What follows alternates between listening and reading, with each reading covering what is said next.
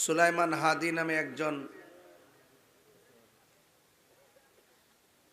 ব্যক্তিকে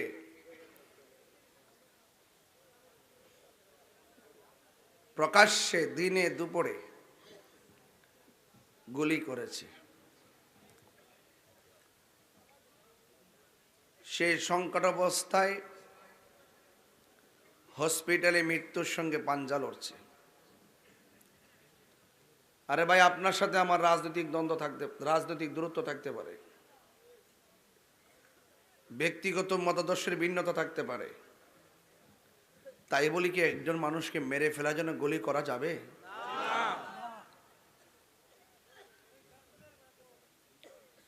আমি অত্যন্ত মর্মাহত হয়েছি,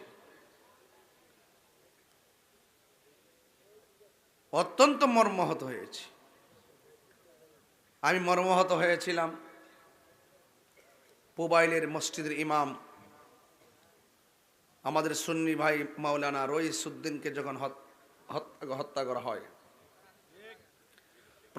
প্রকাশ্যে মব ভায়োলেন্সের মাধ্যমে তাকে হত্যা করা হয়েছিল। ওই সময় যদি হত্যাকারীদেরকে দৃষ্টান্তমূলক শাস্তির আওতায় আনা হতো, আজকে এই সুলাইমান হাদির উপরে প্রকাশ্য মেরে ফেলার জন্য গুলি করতে পারত না। আমি এটার তীব্র নিন্দা জানাই।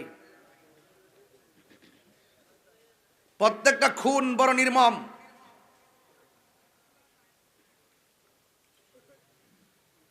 যে তাণ্ডব লীলা বাংলাদেশে চলছে, এটা খুনের রাজ্যে পরিণত হতে চলছে। কথা বলেন ঠিক না বেঠিক? আর একটা প্রবলেম হলো, যখনই কেউ কোনো অন্যায় করে, ঠাস করে ধারণা করে একটা রাজনীতির ট্যাগ দিয়ে তার উপরে দোষ ফালাই দেয়, তখন প্রকৃত আসামিরা তারা ধরাছোঁয়ার বাইরে চলে যায়। ঠিক কিনা বলে?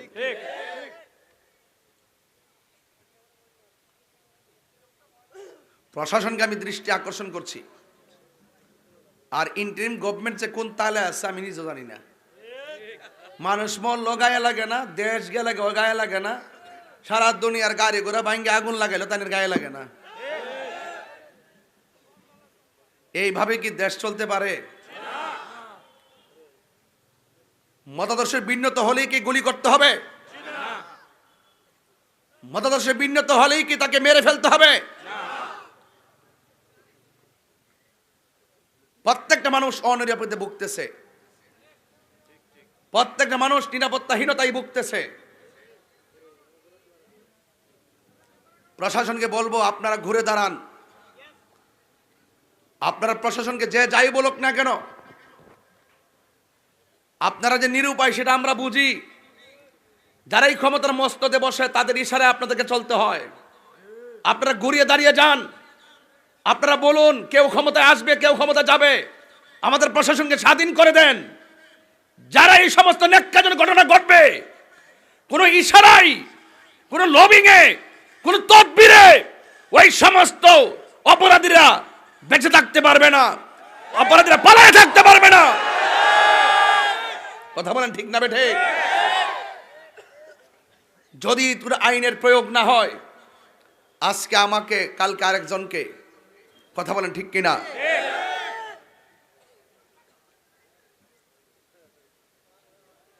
এই জন্য আল্লাহ পাক যেন এই বাংলাদেশকে হেফাজত করে, আর এই মানুষগুলোর হৃদয়ে যেন আল্লাহ পাকের রহমত দান করে। ভাইয়ের আমার,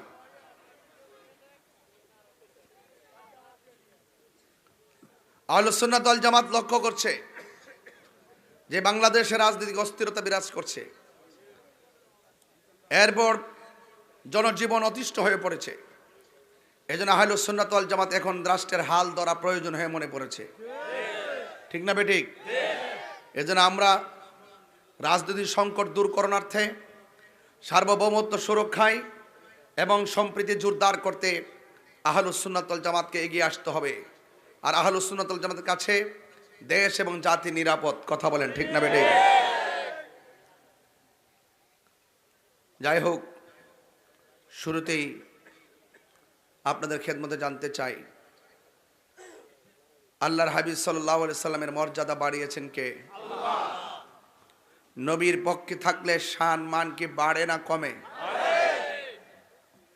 রাত্র প্রায় 11টার উপরে আমি মাহফিল যখন রেখেছি তখনই বলেছি আমি 11টায় আসব।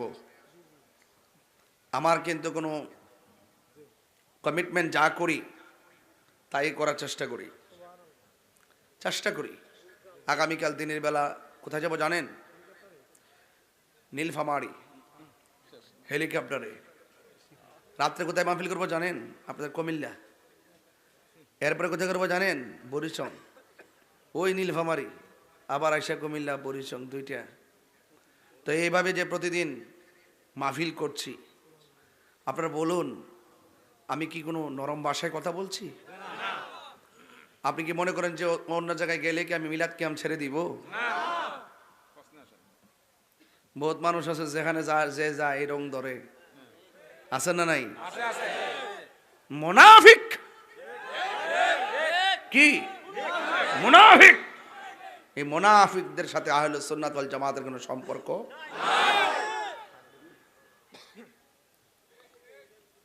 আমার ভাইয়েরা, আজকের এই মাহফিল প্রমাণ করে আপনারা মগজের মানুষ, নবী বান্ধব মানুষ।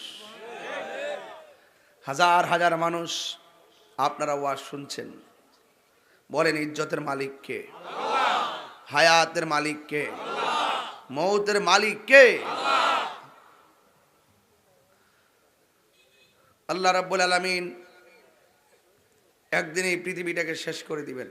বলুন এই পৃথিবীটা সাজিয়েছে কে?